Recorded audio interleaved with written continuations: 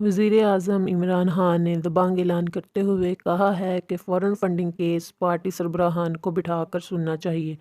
Case کی سماعت open اور ٹی وی پر براہ راست نشر ہونی چاہیے۔ چیلنج کرتا ہوں کہ سیاسی فنڈ ریزنگ صرف تحریک انصاف نے کی۔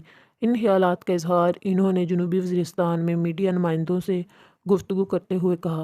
وزیر اعظم نے کہا کہ چیلنج کرتا ہوں کہ سیاسی فنڈ ریزنگ صرف تحریک انصاف نے کی اور سیریز پاکستان کے بھیجے گئے ترسیلات زر سے ملک چلتا ہے۔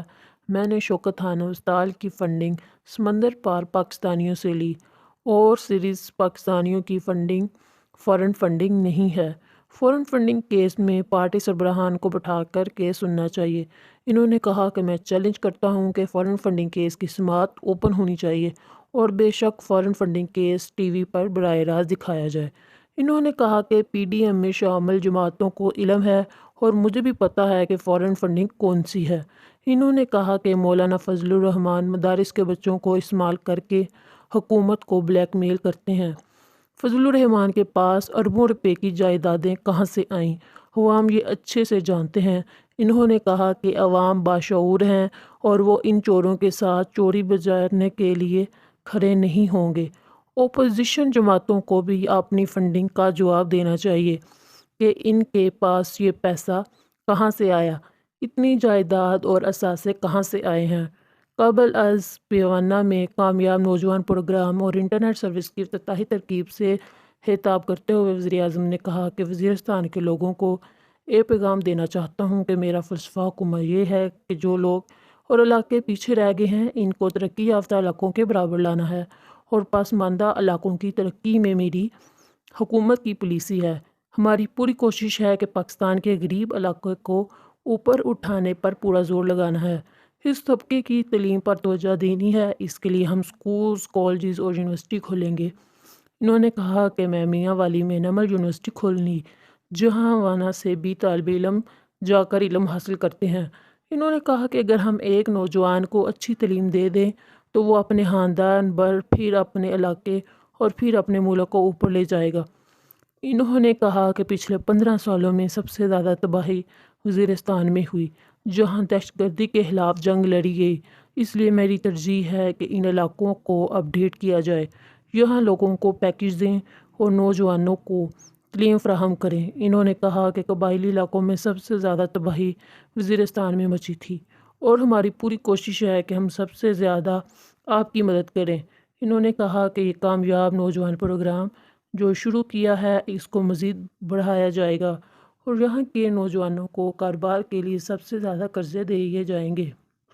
انہوں نے کہا ہے کہ انگریز دور میں قبائلی علاقوں نے انگریز کے خلاف سب سے زیادہ جنگ لڑی اور یہاں بہت مسلمان شہید ہوئے۔ انہوں نے کہا کہ جب ہندوستان نے 47 میں مسلمانوں پر ظلم کیا اور کشمیر پر ظلم کے پہاڑ ڈھائے تو قبائلی اٹھ کھڑے ہوئے اور کشمیر میں اپنے مسلمان بھائیوں کے ساتھ مل کر لڑے، اور یہ ایک تاریخ ہے جو میں نے بھی پڑھی ہے۔ وزیر اعظم نے کہا کہ مجھے پوری طرح اندازہ ہے جب 1965 کی جنگ ہوئی تو قبائلی علاقوں سے بڑی تعداد میں ملک و قوم کی دفاع کے لیے لڑے۔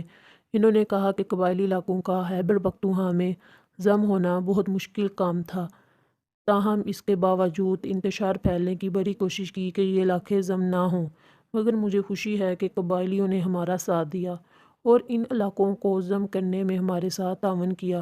انہوں نے کہا کہ یہ وقت ثابت کرے گا کہ ضم علاقوں سے متعلق حکومت کا فیصلہ بہترین فیصلہ تھا۔ وزیر اعظم عمران نے کہا کہ میں نے خیبر پختونخوا کے لوگوں کے جو مطالبات سنے ہیں وہ جائز ہیں اور اس حوالے سے وزیر اعلیٰ آپ لوگوں سے مشاورات کریں گے اور جلدی کے فیصلے سے کہیں مزید مشکلات کھڑی نہ ہو جائیں۔ انہوں نے کہا کہ یہاں سے ٹانک جانا بہت مشکل ہے اور ہم ایسی پالیسی لائیں گے کہ وانا کے اندر ہی آپ لوگوں کے مسائل حل ہوں گے۔ انہوں نے کہا کہ آج انٹرنیٹ 3G اور 4G سروس یہاں کھل جائے گا۔ مجھے پتہ ہے کہ یہ انٹرنیٹ کی نوجوانوں کی بڑی ڈیمانڈ تھی جو آج پوری ہو رہی ہے۔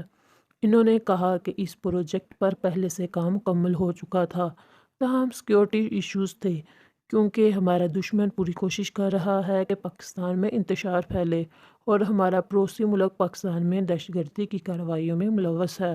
بھارت دہشت گردی پھیلا رہا ہے، بلوچستان میں دہشت گردی کی کارروائیوں میں ملوث ہے۔ یہ سروس دہشت گردی بھی استعمال کر سکتے تھے اور اس حوالے سے میں نے DGIS سے بات کی، جنہوں نے ہمارا سیکیورٹی مسئلہ حل کر دیا، اور اب یہاں 3G اور 4G آج سے چالو ہو جائے گا۔